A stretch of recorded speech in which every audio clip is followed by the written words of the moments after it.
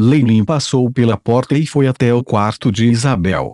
Isabel se tornara muito reclusa desde o encontro e até expulsar as criadas originais batida.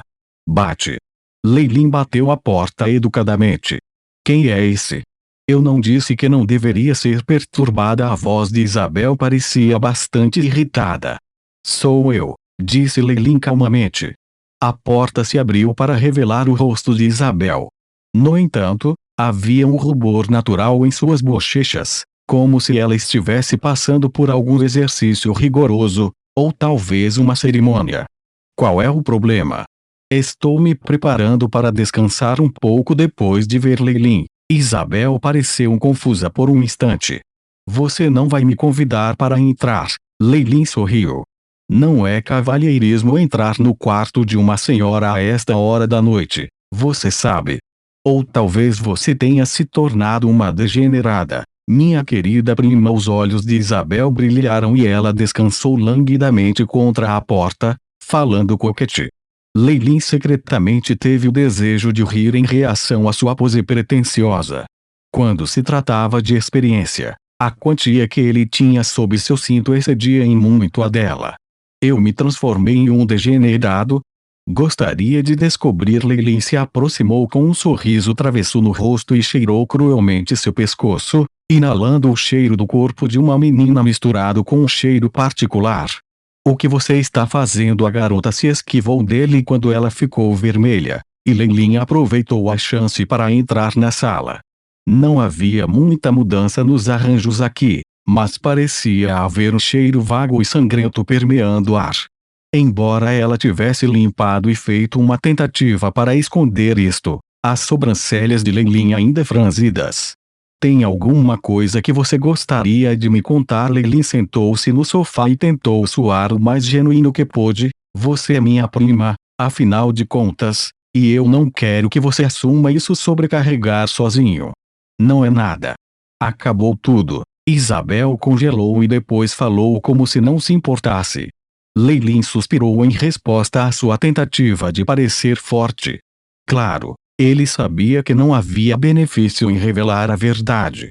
Embora houvesse traços de energia negativa poluindo a sala, suas próprias ações eram tão puras quanto as de um coelhinho branco quando comparadas com os experimentos que ele conduzia.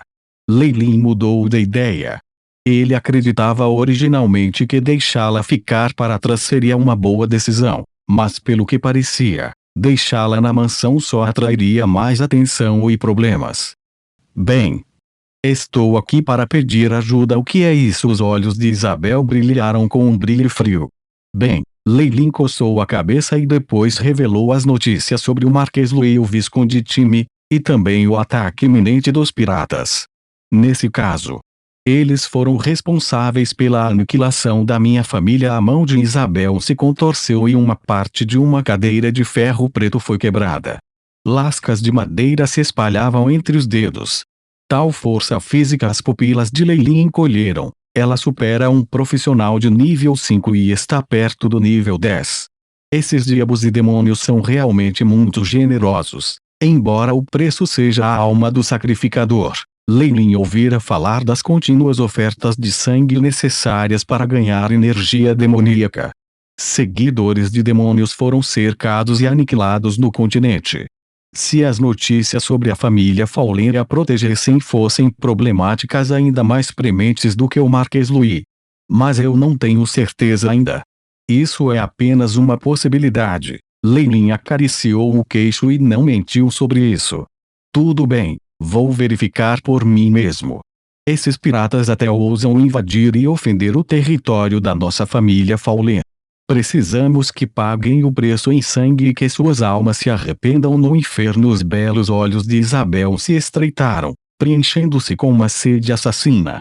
Muito obrigado, primo. Leilin silenciosamente amaldiçoou a si mesmo por dentro, mas nesse meio tempo o sorriso em seu rosto era deslumbrante. Não se preocupe. Somos primos depois de tudo. Eu cuido de você. Isabel prometeu, parecendo firme e resoluta. Depois de agradecer novamente, Leilin se retirou, embora o sorriso em seu rosto tivesse se dissipado. Seus olhos cintilaram, obviamente profundos em pensamentos. O mar aberto é vasto e cheio de todo tipo de lixo e escória do continente. Marinheiros desta época não podem ser considerados bons, e pessoas e seguidores incrédulos estão misturados com eles. Não deve haver nenhum problema se ela se esconder entre eles.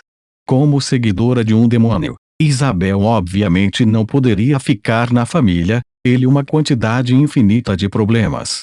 Afinal de contas, o poder das igrejas estava no auge no plano material principal, e uma vez descoberto que a família Fowler abrigava um demônio seguidor, as consequências seriam extremamente terríveis. Assim, os vastos mares abertos seriam o melhor lugar para ela se esconder. Além disso, o demônio pode ter lhe dado muita força, mas definitivamente há um preço a pagar. Isso pode até ser a alma dela. Leilin parecia sombrio. Alguns marinheiros inúteis que desaparecem do mar aberto não devem contar muito. Isso pode temporariamente satisfazer o demônio e ganhar mais tempo. Nesse tempo, Leilin obviamente se tornaria mais forte. Desde que ele fosse poderoso o suficiente, fosse Marques Luiz se aproximando deles ou do contrato demoníaco que seu primo tinha, ele estava confiante de que poderia eliminar todos esses problemas. Problemas que um bruxo de grau 6 não conseguiria resolver. Planos mudam constantemente. E agora, eu preciso urgentemente de força. Pode ficar tudo bem se arriscar. Leilin secretamente se decidiu. Este ataque evidentemente exporia parte de seu poder. Desde o início, o Visconde Time já havia enviado um esquadrão de assassinato com um líder de nível 7. O que significava que os piratas tinham que ser ainda mais fortes. A ajuda do primo e dos subordinados não seria suficiente, ele precisava aumentar suas chances. Depois de voltar para seu quarto, Leilin foi direto para o laboratório. Mesmo com seu comando, até mesmo Claire e Clara não puderam entrar, e também havia alguns padrões de feitiços de advertência que estavam trabalhando arduamente. Na mesa de laboratório lustrosa, havia muitos tubos de ensaio e ferramentas de vidro empilhados juntos. Havia também vários equipamentos alquímicos que eram suficientes para que os bruxos mais pobres ficassem verdes de inveja. Era uma pena que, aos olhos de Leilin, fosse tudo uma mera cobertura. Craque craque depois que Leilin puxou uma maçaneta sob a mesa de laboratório. Os sons de engrenagens rangendo um contra o outro soaram. Junto com o som suave, a mesa inteira se moveu para a esquerda, revelando um caminho que levava para baixo. Embora os magos tenham grande confiança na magia, existem muitos itens e técnicas no mundo que podem detectar as ondulações da magia. Pelo contrário, mecanismos simples como esses podem esconder ainda mais segredos. Leilin carregou uma lâmpada de óleo enquanto descia a escada. Depois de cerca de 10 metros, ele chegou na frente de uma grande rocha. O grande granito dava a impressão de que era indestrutível, pois ficava alto por dentro, bloqueando completamente a estrada como se aquilo fosse um beco sem saída. Marque Arcana. Ativar. Uma runa de feitiço brilhou nas mãos de Leilin. E entre a luz a superfície do granito começou a amolecer quando revelou um canal brilhante. Leilin não hesitou quando entrou, pendurando a lâmpada de óleo na parede. O que apareceu por trás da grande rocha era um laboratório de pequena escala. Ele usara mecanismos para impedir as ondas mágicas e criou uma armadilha no fundo.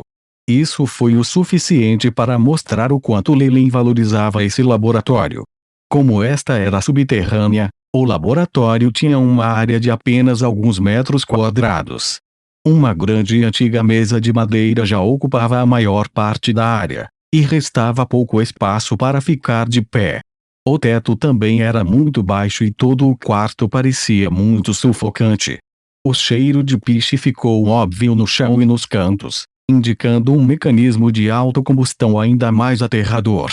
Se Leilin suspeitasse de algo, apenas uma pequena faísca seria suficiente para atormentar todo esse lugar e esconder tudo aqui. A razão para isso foi porque os experimentos de Leilin foram chocantes demais. Se alguma vez descoberto, eles seriam considerados heresia. Parece que está quase completo. Leilin observou a solução gigante na placa de Petri. Grandes quantidades de líquido vermelho fresco e ebuliente davam às pessoas uma sensação sinistra de que aquilo era sangue. E então, isso no canto da mesa havia uma estátua de madeira. Tinha um par de asas demoníacas, múltiplos olhos compostos e 6 dedos que formavam um demônio, emitindo uma aura maligna.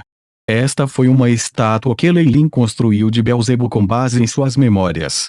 A posse de tal estátua teria queimado até a morte se eles fossem pegos pelas igrejas, e mesmo um rei não seria poupado desse tratamento. Claro, esses tabus não significavam nada para Leilin. Sua coragem foi suficiente para entorpecer muitos deuses. Parece que Beelzebub realmente mergulhou em um sono profundo. Ele não reage a orações ou sacrifícios. As mãos de Leilin acariciaram a estátua do diabo com uma expressão indizível em seus olhos. Venha para pensar sobre isso, ele foi o principal culpado por trás disso.